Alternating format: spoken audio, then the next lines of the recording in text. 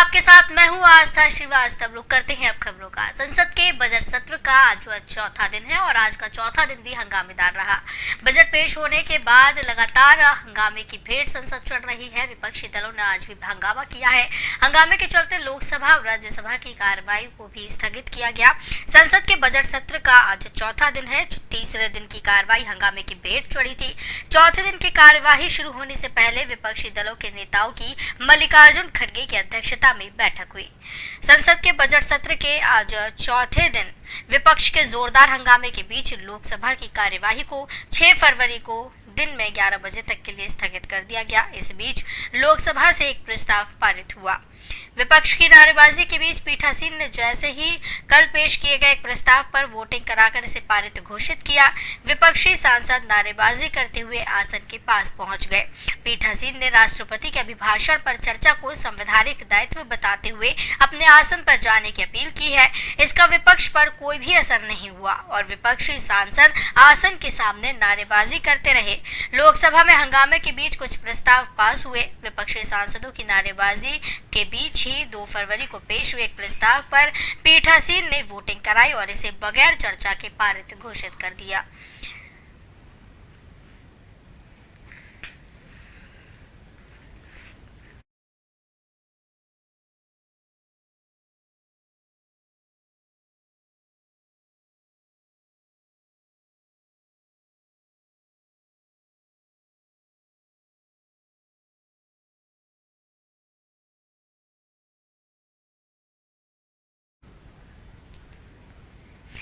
महाराष्ट्र में भारतीय जनता पार्टी को विधान परिषद चुनाव में झटका लगा है। यहां महाविकास अघाड़ी गठबंधन के उम्मीदवार को जीत मिली।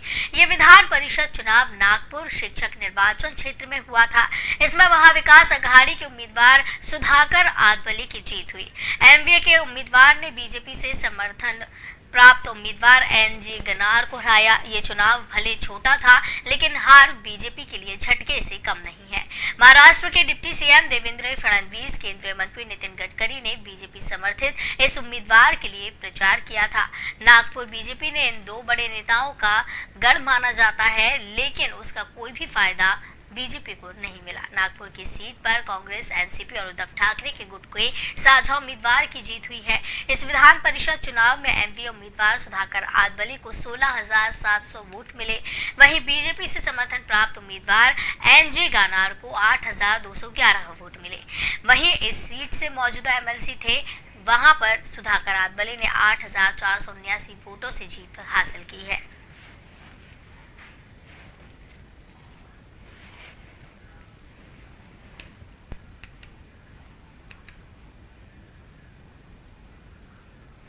उत्तर प्रदेश विधान परिषद की 5 सीटों पर हुए उपचुनाव में 4 सीटों पर बीजेपी ने जीत दर्ज की है। इसमें 3 स्नातक और 2 शिक्षक निर्वाचन सीटें शामिल हैं। आपको बता दें, यूपी विधान परिषद के कानपुर स्नातक निर्वाचन क्षेत्र, गोरखपुर फैजाबाद स्नातक निर्वाचन क्षेत्र, बरेली मुरादाबाद स्नातक निर्वाचन क्षेत्र, कानपुर शिक्षक निर्वाचन क्षेत्र और इलाहाबाद झांसी शिक्षक निर्वाचन क्षेत्र के लिए बीते 30 जनवरी को यूपी के 39 जिलों में वोटिंग हुई थी। सपा सभी सीटों पर पीछे चल रही है, तो वहीं कानपुर शिक्षक एमएलसी सीट पर निर्दलीय उम्मीदवार आगे है। गोरखपुर फैजाबाद खंड स्नातक चुनाव में बीजेपी की जीत हुई, तो वहीं इलाहाबाद झांसी शिक्षक एमएलसी सीट पर बीजेपी के प्रत्याशी बाबूलाल तिवारी ने 1,403 वोटों से जीत हासिल की है। दूसरी वरीयता की वोटों की गिनती के बाद यहां हार जीत का फैसला हुआ है। तो आपको बताते चले कि इस दौरान गोरखपुर फैजाबाद खंड स्नातक चुनाव में बीजेपी की जीत हुई है, तो वहीं इलाहाबाद झांसी शिक्षक एमएलसी सीट पर बीजेपी की प्रत्याशी बाबूलाल तिवारी ने 1,403 वोटों से जीत हासिल की है। दूसरी वरीयता की वोटों की गिनती के बाद यहां पर हार जीत का फैसला तय किया गया है।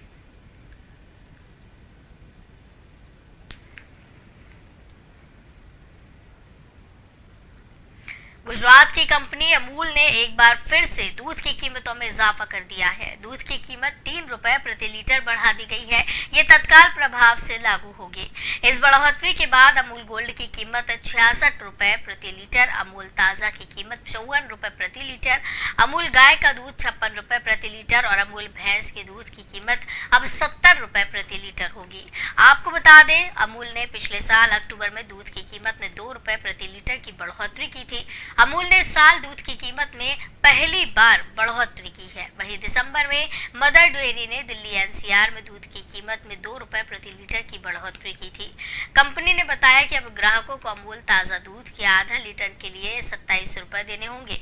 वहीं अमूल गोल्ड आधा लीटर के लिए 33 रुपए देने होंगे। अमूल गाय के दूध आधा लीटर के लिए 28 रुपए देने होंगे। अमूल A2 बफेलो मिल्क के आधा लीटर के लिए 35 रुपए अब देने होंगे।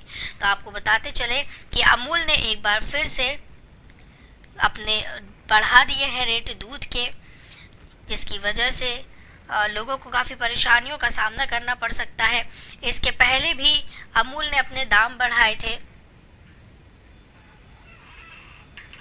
तो 28 रुपए अब अमूल गाय के आधा लीटर दूध के देने होंगे और अमूल बफेलो मिल्क के आधा लीटर के लिए 35 रुपए अब देने होंगे। अमूल ने दूध के दाम बढ़ा दिए हैं। प्रति लीटर 3 रुपए महंगा कर दिया गया है और तत्काल प्रभाव से ये नई रेट लिस्ट जारी की गई है और ये लागू कर दी जाएगी। गुजरात डेयरी कोऑपरेटिव अमूल दूध ने दूध के दामों में इजाफे का ऐलान किया है।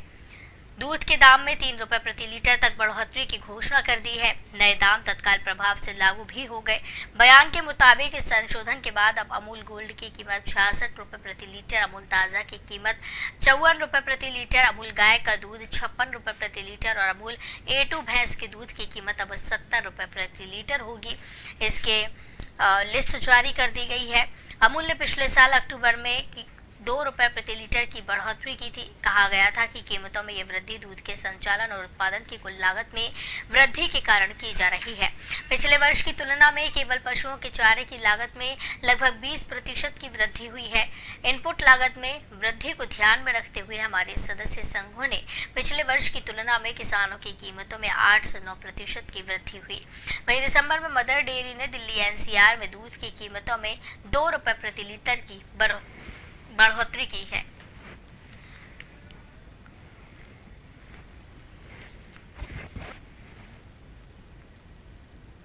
मुंबई में आतंकी हमले की धमकी दी गई है। एनआईए को धमकी भरा ईमेल मिलने के बाद देश के अलग अलग शहरों में अलर्ट जारी किया गया। एनआईए ने इसकी जानकारी मुंबई पुलिस को भी दी। पुलिस और दूसरी एजेंसियां जांच में जुटी हुई हैं। सूत्रों के मुताबिक एनआईए की ईमेल आईडी पर एक धमकी भरा मेल आया, जिसमें मुंबई में आतंकी हमले की धमकी दी गई है। ईमेल करने वाले ने खुद को तालिबान बताया।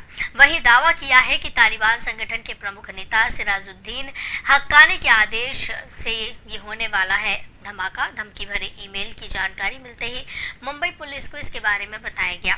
फिलहाल पुलिस और दूसरी एजेंसियां जांच कर रही हैं और ईमेल कहां से भेजा गया है इसका पता लगाने में जुटी हुई हैं। वहीं देश के अलग अलग शहरों में अलर्ट जारी कर दिया गया है। तो आपको बताते चले कि एक बार फिर से आतंकी हमले की धमकी दी गई है और कहा जा रहा है कि जिसने ये धमकी दी है वो तालिबानी है।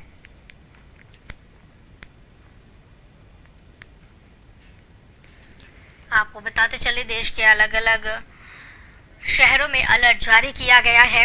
राष्ट्रीय जांच एजेंसी को एक धमकी भरा ईमेल मिला है। ईमेल में मुंबई में आतंकी हमले की धमकी दी गई। धमकी मिलने के बाद जांच एजेंसियां भी सतर्क हो गई हैं और इसकी जांच शुरू कर दी है। महाराष्ट्र की राजधानी मुंबई में आतंकी हमले की धमकी दी गई है। बताया जा रहा है कि राष्ट्रीय जांच एजेंसी को ईमेल मिला है। मेल भेजने वाले ने खुद को तालिबानी बताया है। धमकी भरा ईमेल मिलने के बाद जांच एजेंसियां सतर्क हो चुकी हैं। समाचार एजेंसी ने पुलिस सूत्रों के हवाले से बताया है कि एनआईए ने मुंबई पुलिस को इसकी जानकारी दी है। वहीं आतंकी हमले की धमकी के बाद महाराष्ट्र के कई शहरों में अलर्ट जारी कर दिया गया है। मुंबई पुलिस के सूत्रों ने कहा है कि धमकी देने वाले ने खुद को तालिबानी बताया। ईमेल में कहा है कि मुंबई में आतंकी हमला होगा। एनआईए अब मुंबई पुलिस के साथ मिलकर इसकी छानबीन कर रही है। इससे पहले इसी साल जनवरी में मुंबई के धीरू भाई अंबानी इंटरनेशनल स्कूल में एक धमकी भरी कॉल आई थी। इस कॉल में अज्ञात शख्स ने स्कूल को धमकी देकर उड़ाने की बात की थी। तो आपको बताते चले, धमकी भरा ईमेल मिलने के बाद मुंबई समेत महाराष्ट्र के कई शहरों में अलर्ट जारी कर दिया गया है। मुंबई के पुलिस सूत्रों का ये भी कहना है कि जिस व्यक्ति ने ये ईमेल भेजा है उसने दावा किया है कि वो खुद तालिबानी है। इससे पहले जनवरी में मुंबई के धीरूभाई अंबानी इंटरनेशनल स्कूल पर धमकी भरी कॉल की बात आई थी सामने।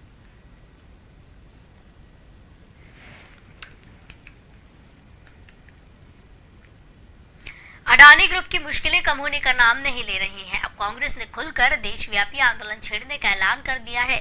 अडानी ग्रुप विवाद पर कांग्रेस महासचिव केशव वेणुगोपाल ने बताया है कि पार्टी ने फैसला लिया है कि अडानी ग्रुप के खिलाफ देशव्यापी आंदोलन किया जाएगा। उन्होंने आरोप लगाया है कि केंद्र सरकार आम लोगों के पैसे का इस्तेमाल अपने करीबी दोस्तों की मदद के लिए कर रही है, जिसका कांग्रेस पार्टी विरोध करती है। और अब सोमवार को LIC और SBI दफ्तरों के सामने देश भर के जिलों में आंदोलन किया जाएगा। आपको बता दें, भारतीय उद्योगपति गौतम अडानी के लिए किए गए साल 2023 में बेहद बुरा साबित हुआ है, तो 2023 बेहद ही बेकार अडानी के लिए साबित हो रहा है। हर बीते दिन के साथ उनके झटके होने लग रही हैं और उनके शेयरों में गिरावट देखने को मिल रही है। बीते साल 2022 में दुनिया के तमाम अरबपतियों में वे अकेले ताबड़तोड़ कमाई करने वाले शख्स रहे थे, लेकिन बीते एक साल में उन्होंने जितना कमाया था उससे ज्यादा एक महीने में ही गंवा दिया। यही नहीं, टॉप 20 अमीरों की लिस्ट से बाहर होने के बाद अब उनसे एशिया के सबसे अमीर व्यक्ति का ताज भी छिन गया है।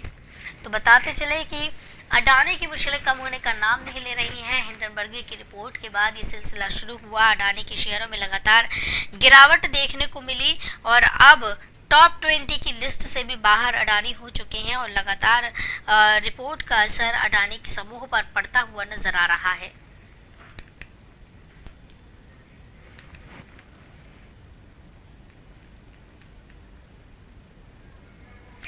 केंद्रीय वित्त मंत्री निर्मला सीतारमण शुक्रवार को लोकसभा और राज्यसभा दोनों सदनों के भाजपा सांसदों के साथ एक बैठक करेंगी। इस दौरान वे बुधवार को वित्त वर्ष 2023-24 के लिए पेश किए गए बजट के बारे में उन्हें विस्तृत से जानकारी देंगी। इस बारे में सभी सांसदों को जानकारी दे दी गई है।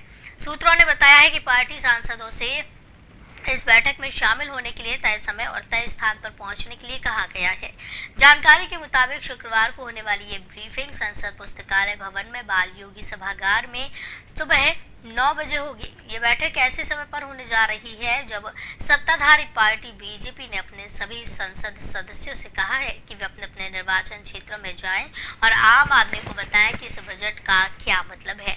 साथ ही भाजपा का लक्ष्य आम जनता को इस बात का भी संदेश देना है, समाज के हर वर्ग के हितों को ध्यान में रखते हुए इसमें क्या क्या प्रावधान किए गए हैं।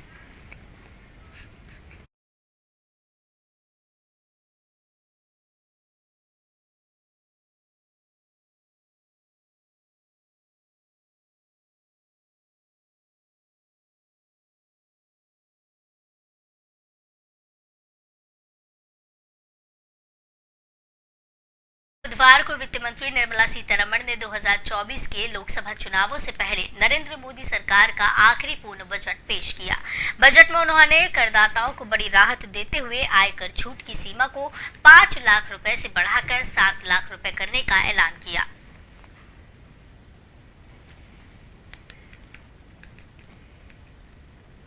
अयोध्या में गुरुवार को राम जन्मभूमि स्थल को बम विस्फोट करके उड़ाने की कथित धमकी दिए जाने के बाद हड़कंप मचा है। राम जन्मभूमि थानाध्यक्ष संजीव कुमार सिंह ने बताया कि रामकोट इलाके में स्थित रामलला सदन मंदिर में रहने वाले मनोज नामक व्यक्ति ने पुलिस को सूचना दी थी कि आज तड़के उसके मोबाइल पर एक कॉल आई। संजीव कुमार सिंह के अनुसार मनोज ने बताया कि फोन करने वाले ने धमकी दी है कि सुबह 10 बजे वो राम जन्मभूमि को विस्फोट करके उड़ा देगा और उसके बाद फोन करने वाले ने कॉल काट दी। सिंह ने बताया कि सूचना पर सभी थानों की पुलिस को अलर्ट कर दिया गया है और राम जन्मभूमि परिसर में कई स्थानों की पुलिस को तैनात किया गया। SHO संजीव कुमार सिंह ने बताया है कि कि मामला दर्ज करके जांच शुरू कर दी गई है। उन्होंने कहा कि फोन करने वाले की पहचान का पता लगाने का प्रयास किया जा रहा है। अयोध्या पुलिस के अलावा खुफिया विभाग भी धमकी मिलने के बाद अलर्ट मोड पर है। अयोध्या की सुरक्षा व्यवस्था पुख्ता कर दी गई है। आपको बता दें, राम जन्मभूमि बाबरी मस्जिद मामले में सुप्रीम कोर्ट की ओर से 9 नवंबर 2019 को दिए गए ऐतिहासिक निर्णय के बाद अयोध्या में भव्य राम मंदिर का निर्माण कराया जा रहा है। इसके इस साल दिसंबर तक पूरा हो जाने की उम्मीद है। बता दें कि अभी 2 दिन पहले ही नेपाल से 2 शालिग्राम पत्थर अयोध्या पहुंचे हैं। इनका उपयोग राम और जानकी की मूर्तियों के निर्माण के लिए किया जाएगा।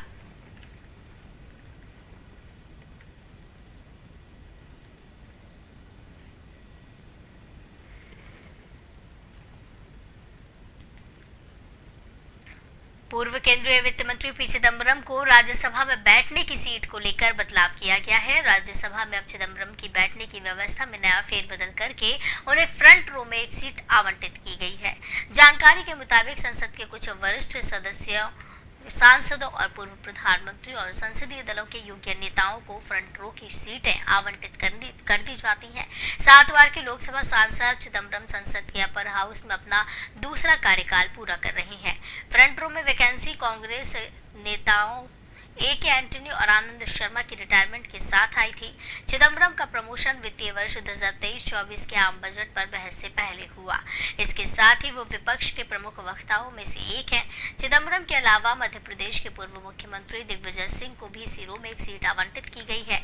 पिछले महीने सीटिंग अरेंजमेंट में फेरबदल के दौरान 66 लोकसभा सांसदों में से 12% से अधिक को नई सीटें आवंटित की गई थी, जिसमें कुल 35 मंत्रियों को नई सीटें मिली, जबकि कुछ पूर्व मंत्रियों को कक्ष में बाहर की पंक्तियों से संतोष करना पड़ा। स्मृति ईरानी, किरेन रिजिजू, आर.के. सिंह, अर्जुन मुंडा, अनुराग ठाकुर, वीरेंद्र कुमार और पशुपति कुमार पारस जैसे कैबिनेट मंत्री उन लोगों में शामिल थे जिन्हें नई सीटें आवंटित की गई थी।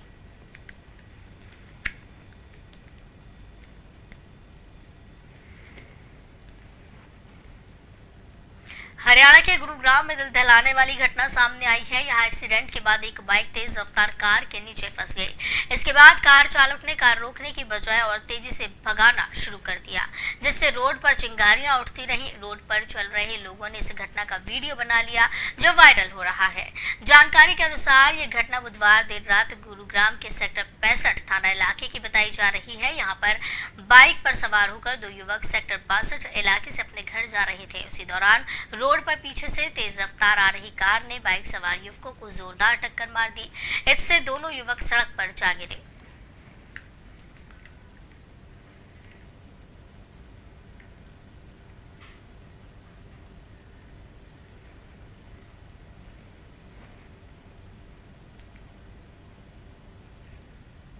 खबरों का सिलसिला लगातार जारी रहेगा। मुझे दीजिए इजाजत। आप देखते रहिए ओमकार न्यूज।